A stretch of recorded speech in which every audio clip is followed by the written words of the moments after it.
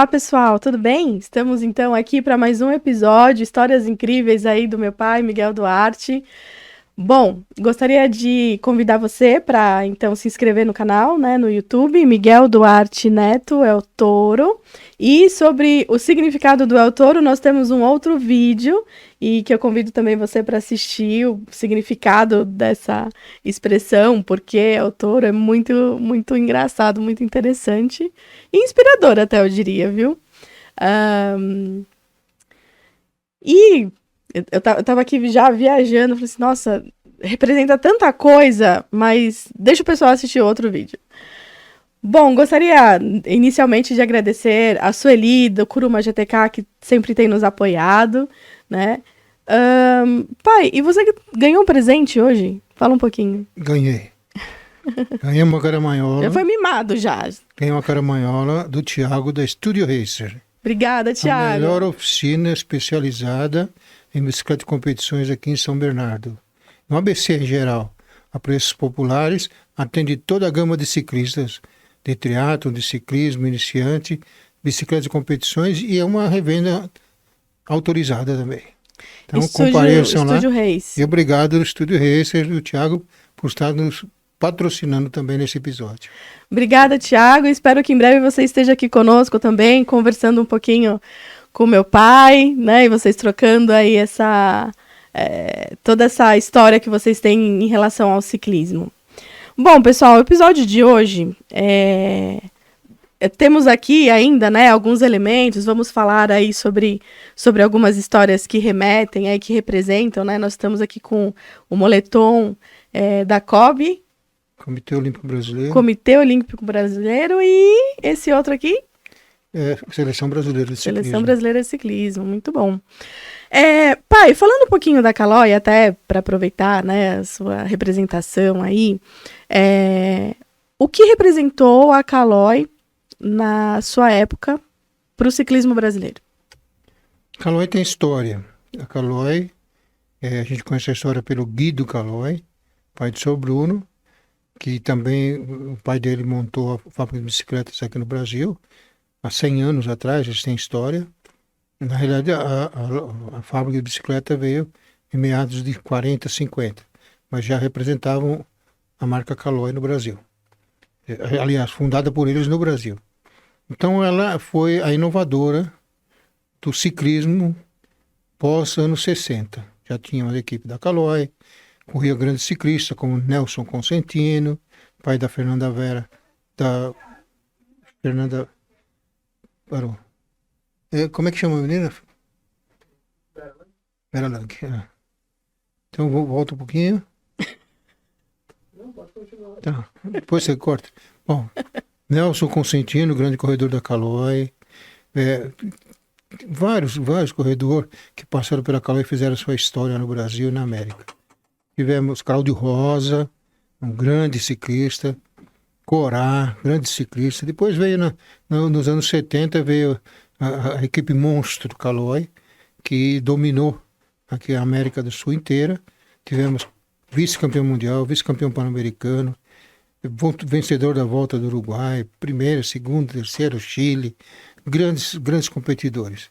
Mas o fato importante da Caloi foi que a Caloi, quando o seu Guido Caloi estava para falecer, ele falou com o filho dele, olha, faça tudo o que você quiser na Caloi, mas nunca tire a equipe de ciclismo, porque o ciclismo é a veia da família Caloi. E assim foi-se. Então, mesmo quando o seu Guido estava vivo, o seu Bruno, que assumiu a direção, continuou com a equipe da Caloi, mesmo na época de uma crise muito grande que teve, eles continuaram tendo a equipe da Caloi, com o apoio também do Sr. Fortino, que era um diretor sócio também da Caloi na época, e continuaram. E a Caloi representa o nosso ciclismo hoje. Por quê? Porque antes da Caloi não existia bicicleta de competição para vender no Brasil. Nenhuma marca. O que a gente tinha, algumas bicicletas que alguém trazia de fora e peças que traziam de fora algumas coisas e se montava as bicicletas. Então, quando alguns corredores iam correr lá fora, traziam uma bicicleta ou outra, vendia, fazia um mercado aí, um mercado negro, mas de peças de segunda linha. Mas nos anos 70, a Caloi começou a trazer bicicletas de competição. E eu lembro que eu estava na Caloi e a primeira bicicleta de competição que veio foi uma Moto Bekami, que aqui no Brasil foi nacionalizada como Caloi. Também foi a época que surgiu a Caloi 10, que é um quadro de tubo de aço que vendeu-se milhares no Brasil. E pós essa Moto Bekami, a Caloi também trouxe outras marcas de bicicleta, que começaram a servir o mercado de ciclistas no Brasil. Então, o que não se tinha para comprar, começou a ter-se para comprar. Então, todo o Brasil começou a comprar bicicletas importadas pela Caloi, como essa Moto Bekami, depois teve Zeus, depois teve Caloi japonesa, várias e várias marcas que a Caloi trouxe e abasteceu o ciclismo de competição no Brasil. Porque se a Caloi não tivesse tomado essa iniciativa, talvez hoje ainda estaríamos caminhando lá no pré-primário. Então a fábrica Caloi, através dos seus donos, diretores, ela conseguiu mudar o ciclismo brasileiro. Lógico que havia um próprio interesse, mas mudou-se o ciclismo brasileiro. Porque hoje você vai a algumas competições e ainda existe aqueles que estão começando com alguma bicicleta da Caloi dos anos 70, que hoje também faz uma grande parte de colecionadores, bicicletas sobreviventes. E para mim, a Caloi foi uma grande história, porque a primeira grande marca de bicicleta que eu tive foi Caloi, foi uma Caloi importada, quer dizer, foi uma Moto Bekami, que não era uma bicicleta tão competitiva, mas para o mercado brasileiro era ótimo. Depois eu tive a Zeus, também a Caloi me deu a Zeus, uma excelente bicicleta, que hoje é a Orbeia, né? Hoje lá fora era a Orbeia. E depois eu tive uma Caloi japonesa, que a gente fala Caloi japonesa, mas era uma bicicleta Tange, todo o material japonês. A gente não tinha material italiano nas bicicletas, porque ainda era muito caro para trazer, a importação era muito caro. Então a gente tinha essas bicicletas. E jus ao meu apelido, eu era um quebrador de quadro de bicicleta, que eu vinha para chegada, subia, que nem um monstro, e quebrei várias bicicletas, vários quadros de bicicleta.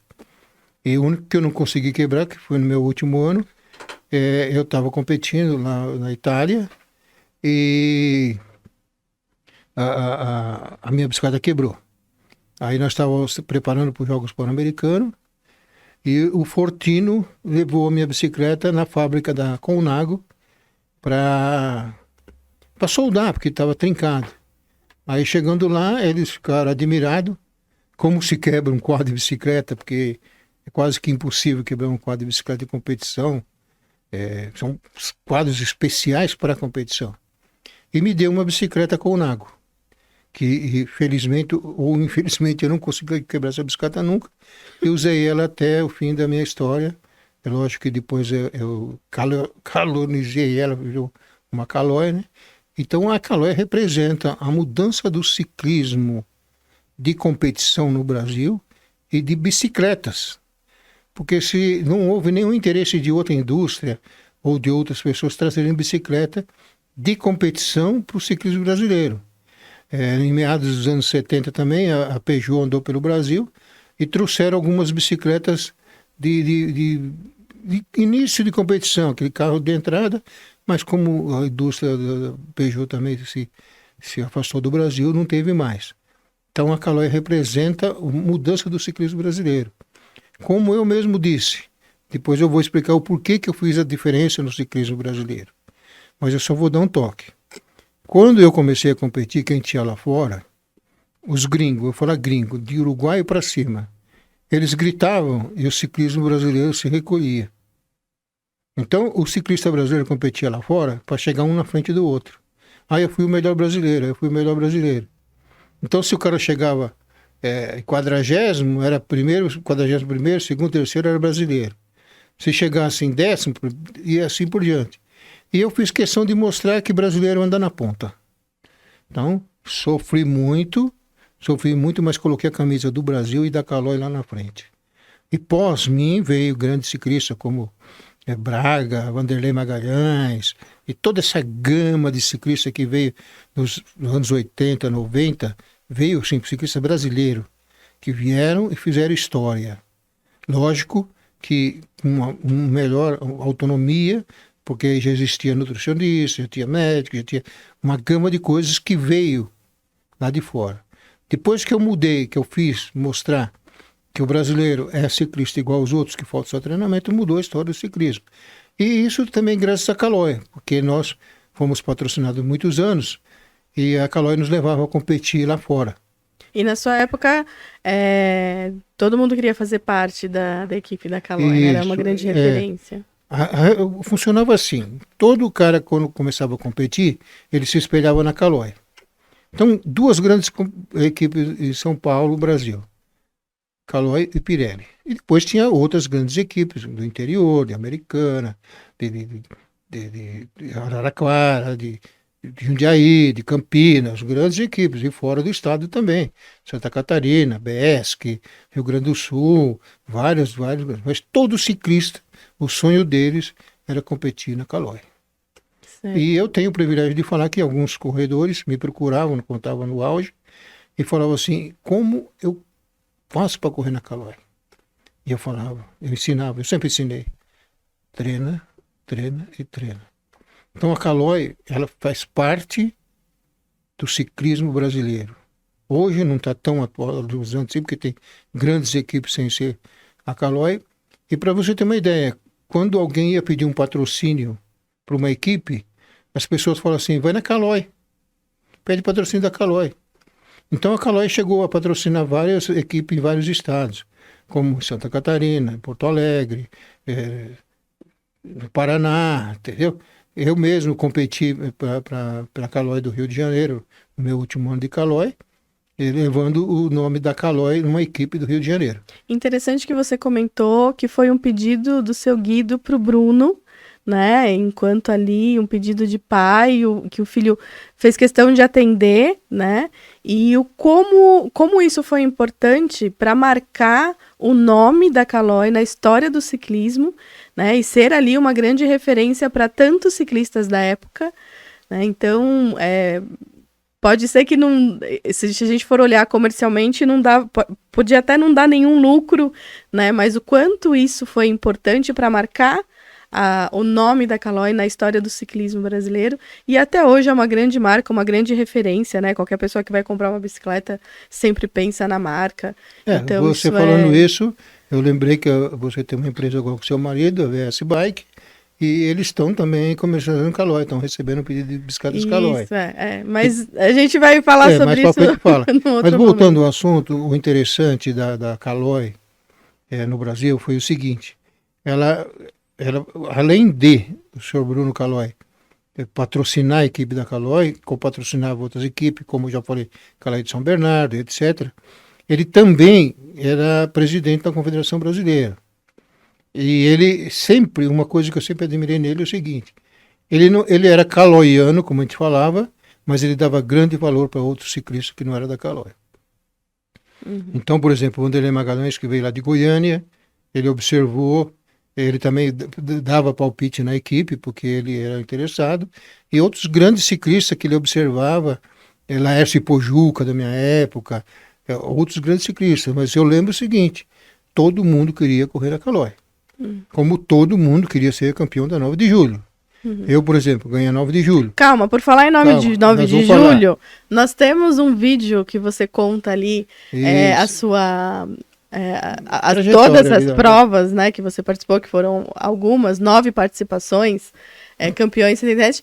E nesse vídeo você fala de uma polêmica, né, no ano de 78. E aí, diretora, a gente fala um pouquinho sobre essa polêmica neste vídeo ou o pessoal vai assistir o outro vídeo? É bom dar uma dica. Dá só um petisco, assim, um aperitivo. Em 78, eu como fui sempre um ciclista polêmico, porque eu era o touro, eu queria ganhar todas as corridas e treinava para isso. Em 1978, na prova 9 de julho, eram 2 etapas, uma etapa no sábado e uma no domingo. Tive o privilégio de ganhar uma das mais duras, que veio de São Vicente a São Paulo pela Imigrantes, na inauguração, depois teve pelo externo de Interlagos, também outra quilometragem alta. E nesse ano de 78 também teve essa chegada, veio de São Vicente, chegamos na Paulista, eu cheguei no pelotão, E para mim ser o primeiro brasileiro, quer dizer, não teria condição de ser nem ser primeiro e segundo, porque chegaram 2 ciclistas escapados. Um de fora, né, e um brasileiro. Não, aliás, 2 ciclistas de fora escapados. E eu queria ser também, como não tinha chance mais de ser o primeiro no evento geral, foi bom, eu tenho que ser o primeiro brasileiro. E para mim ser o primeiro brasileiro, como eu cheguei no mesmo tempo do pelotão, eu tinha que ganhar lá em Interlagos a prova do segundo dia, independente do tempo do primeiro e segundo. E foi interessante, porque naquele tempo, na prova lá de Interlagos, volta assim, volta numa chegada, volta assim, volta numa chegada, que valia, na época, uma Caloi 10. O prêmio era uma Caloi 10. E eu ganhei algumas chegadas e faturei lá várias bicicletas que tinha que dividir com a equipe, naturalmente. E quando foi para a última, para a chegada final, nós estávamos num pelotão mais ou menos de uns 30 ciclistas. E eu sempre avaliei o ciclista que vinha para a chegada. E eu vi que dos brasileiros, dificilmente algum ia ganhar de mim, porque eu sabia que eu estava num ponto alto. Vindo historicamente, as primeiras corridas do ano 78, eu não conseguia ganhar das provas de circuito. Até que eu descobri a solução de ganhar. Tinha o Joraci Mariano de Barros, lá de Dayatuba, muito rápido, ele começou a ganhar as provas no ano 78. E depois eu fui estudando e cheguei à conclusão de como eu teria ganhado dele. Então, na prova antes de 9 de julho, eu fiz alguns testes e eu vi como teria ganhar dele. Mas 9 de julho não é Joraci Mariano só, é um Brasil inteiro querendo ganhar. E tinha a equipe do Chile. Na equipe do Chile tinha Miguel Magalhães e Sérgio Aliste. Fernando Vera, todo esse pessoal fera. O Chile já era uma boa referência, como eram os colombianos, chilenos, venezuelanos, etc. E esse Sérgio Aliste, eu sabia que ele me batia na chegada. Por quê? Porque várias competições aí fora do Brasil, ele sempre chegava um pouco na minha frente. E eu falei, eu tenho que ser o primeiro brasileiro. E eu, na penúltima chegada lá em Interlagos, passagem, eu observei o seguinte: o Sérgio Aliste não disputou a chegada. Eu falei, é ele. Aí eu dei a última volta estudando como eu tenho que fazer para mim ganhar do Sérgio Aliste e ganhar do pelotão inteiro para me ser o primeiro brasileiro. Aí eu observei o seguinte: na época, na pista de Interlagos... Só um adendo, para os ciclistas de hoje, isso seria uma dica, né? Você observar muito uma dica. Aqueles que você quer superar. Né? Você tem que estudar. Analisar estrategicamente. Exatamente. Você que tem o sprint, que é chegada, hoje você tem uma equipe que te leva até a chegada e depois te libera para você disputar a chegada. Então são várias equipes, vários ciclistas que te levam, são os embaladores, levam o sprint até a chegada. Naquele tempo a gente não tinha isso, era na raça mesmo. E eu observei que o Sérgio Aliste não fez a chegada. Eu falei, guardou energia para a última. E também eu observei o seguinte: eu preciso achar um jeito de ganhar dele. O que eu pensei durante aquela última volta para depois fazer a final? Eu vou deixar alguns ciclistas escapar, assim, alguns metros, 20, 30 metros, vou levantar e vou arrancar. Por quê? Porque o Sérgio Aliste vai vir na minha roda, eu era referência de chegada no Brasil. E todos os corredores que vinham correr aqui, eles falavam, tem que ficar perto do Miguel. Em Interlagos tinha o muro da chegada, que era o muro da entrada do box, e tinha o muro da chegada.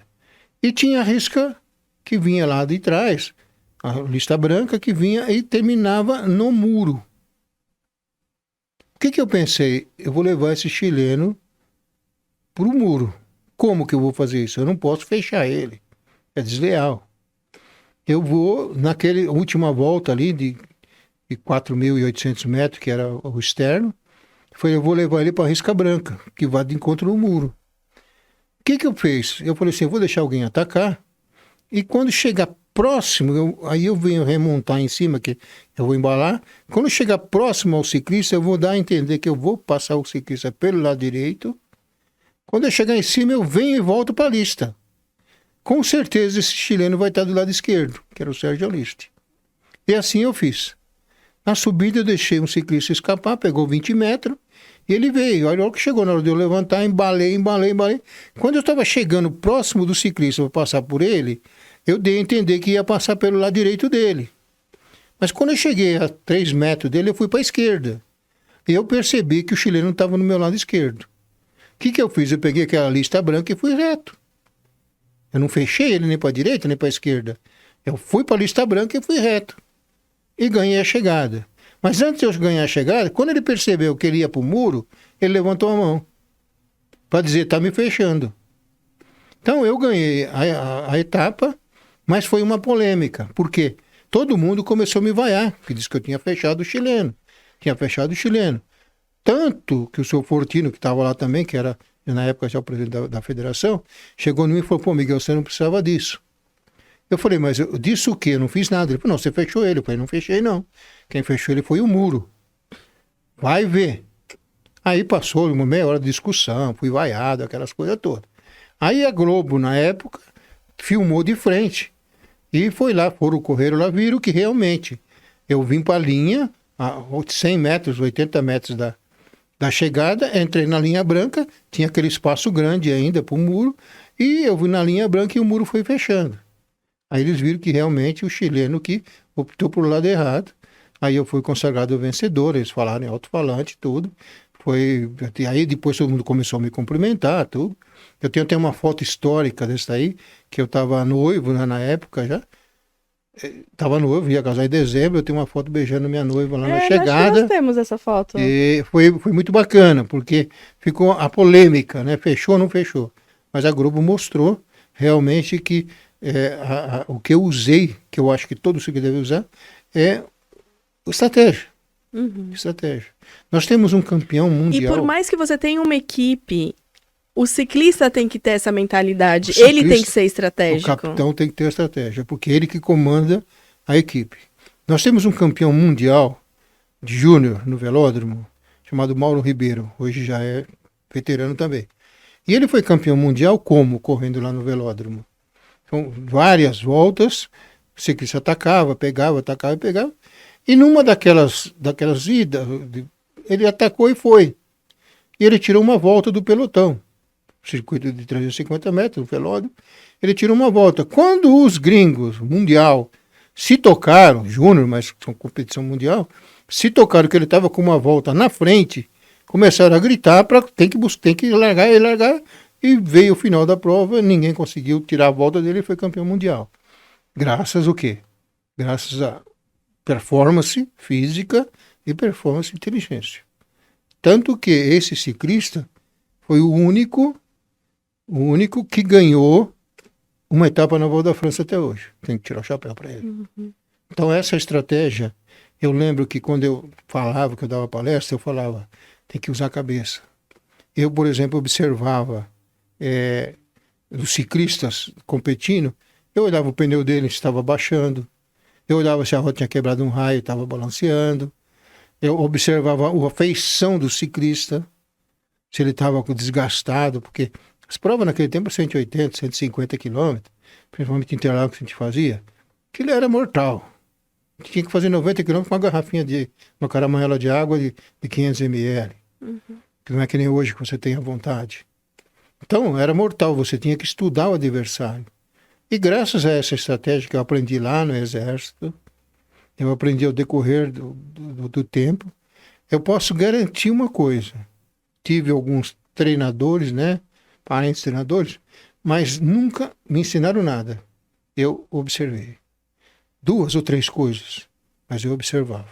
E esse é um dos elementos fortes, uma das dicas que você pode hoje dar para os ciclistas. Que seja uma simples caminhada daqui até ali, você tem que fazer um planejamento de como você vai começar ao longo desse percurso, como você vai terminar, como você vai voltar, né? Como a gente falou no episódio anterior, todo esse esforço. Só um parênteses, eu gostaria de agradecer a Sueli, do Kuruma GTK, né?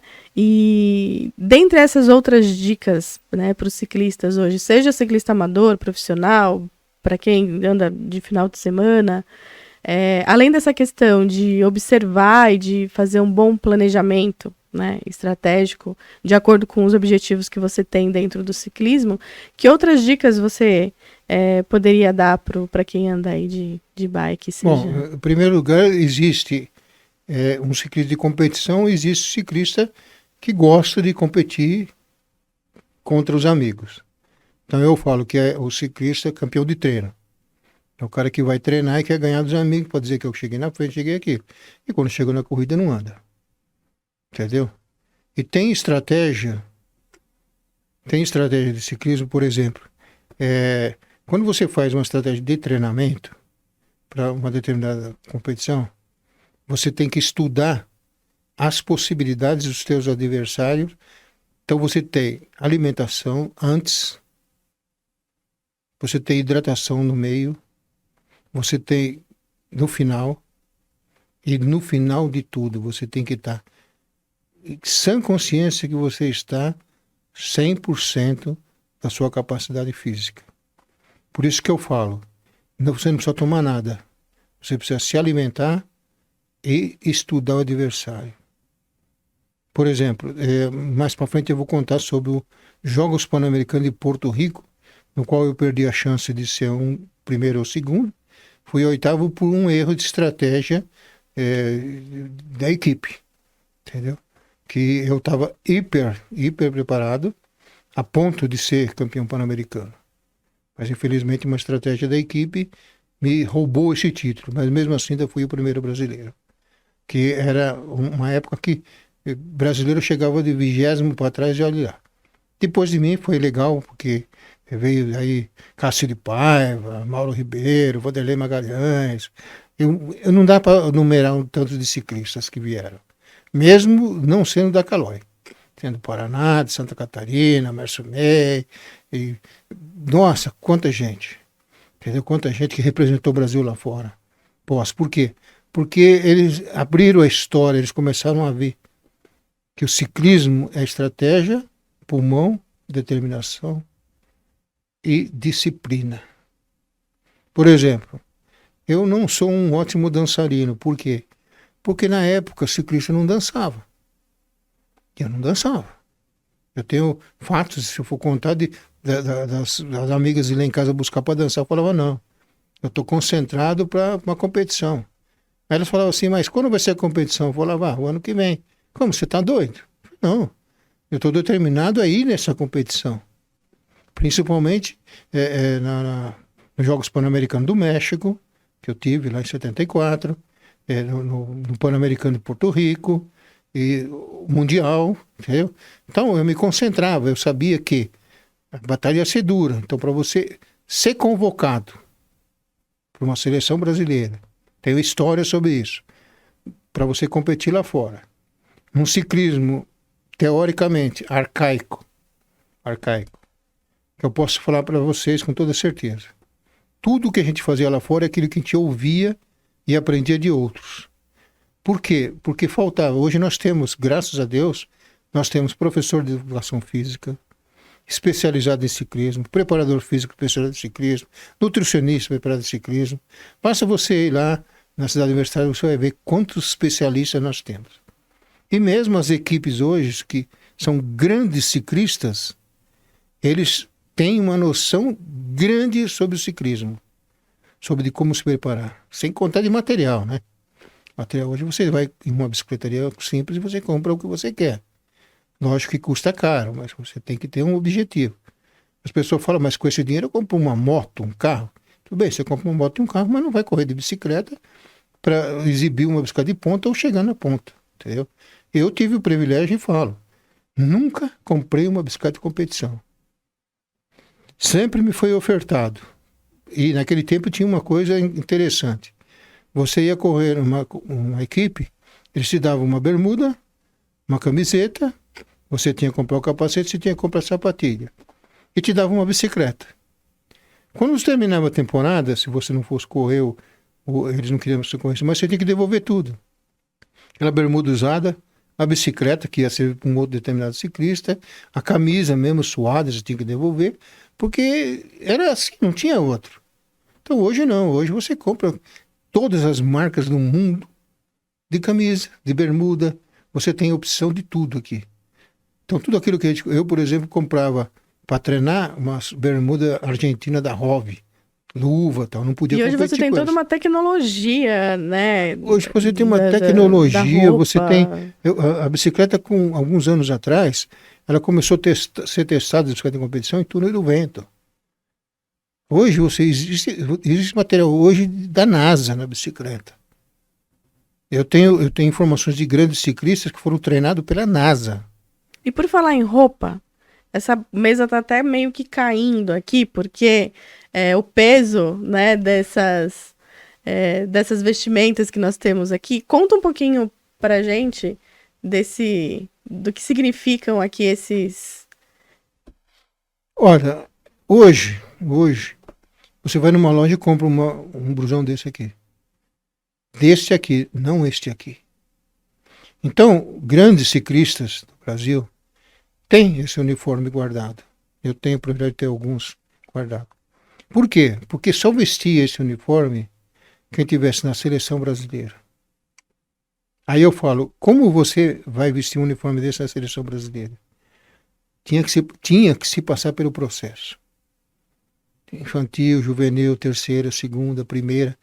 Na primeira, para você chegar na primeira categoria, vale se lembrar, que eu falei no outro episódio, o seguinte, nem todo mundo passava para a categoria elite para poder ganhar na categoria mais baixa. Então o que acontece? Aqui no Brasil acontecia muito isso também. Não vou falar eu fui o melhor ciclista, eu fui um dos melhores. Porque muitos melhores ciclistas que eu não correram na primeira categoria na época, que seria elite. Por quê? Porque tinha outros interesses. Entendeu? Então o que acontece? Esse blusão aqui, para mim, conseguir um blusão desse aqui, eu tinha que estar no top dos top. Não era no top dos 10 mais, era no top dos 4 mais. Para você ter um blusão desse para representar o Brasil. Então, era uma honra você estar numa seleção brasileira para conseguir um blusão desse, para desfilar. Eu tive o privilégio de fazer juramento de ciclismo. Eu tive o privilégio de desfilar com a bandeira do Brasil em Jogos Pan-Americanos, lá na abertura com a plaquinha lá, Brasil, com esses uniformes aqui. Então, para você chegar lá, não é impossível. Basta sonhar e determinar. Você pode não ser o primeiro, mas pode ser um dos que está lá. Como eu aprendi. Você pode não ser o primeiro, mas pode ser o segundo ou o terceiro. E qual a sensação de estar representando o seu país? Porque você tá lá, não é só por você, né? Representando toda a sua história e tudo que você fez para estar naquele lugar. Eu acho que existe talvez um peso de você estar ali representando o Brasil. Então, o que se sente nesse momento, assim? Olha, eu estava conversando com um amigo meu agora há pouco, o Lorival, que nós falamos dele, e nós estávamos falando sobre ciclistas da minha época. Então, do Rui Campoy, de N ciclistas, que tinha Peregrino, outros ciclistas que tinham bicicletaria e tal, e a gente conversava lá no passadão, poxa, como eu queria ter uma camisa da Seleção Brasileira de Ciclismo. Se nem de futebol não tinha para vender. Então o peso disso aqui, o que significava? Significava, principalmente eu que fui militar, isso aqui significava honrar a pátria. Honrar a pátria. O maior sonho meu e de muitos ciclistas é estar lá naquele pódio em primeiro lugar, tocando o hino nacional brasileiro. E a gente vestia esses agasalhos da seleção brasileira com muita honra, com orgulho. Alguns ciclistas eu sei que tinham vergonha. Por quê? Porque eram bons ciclistas do Brasil, eu estava lá. Mas não se igualava como homem igual a todos.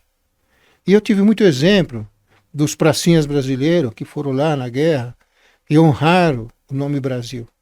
Então, quando eu colocava uma camisa dessa, um uniforme desse, e ia competir, além de sentir-se um brasileiro, eu sentia que eu estava homenageando ao Brasil.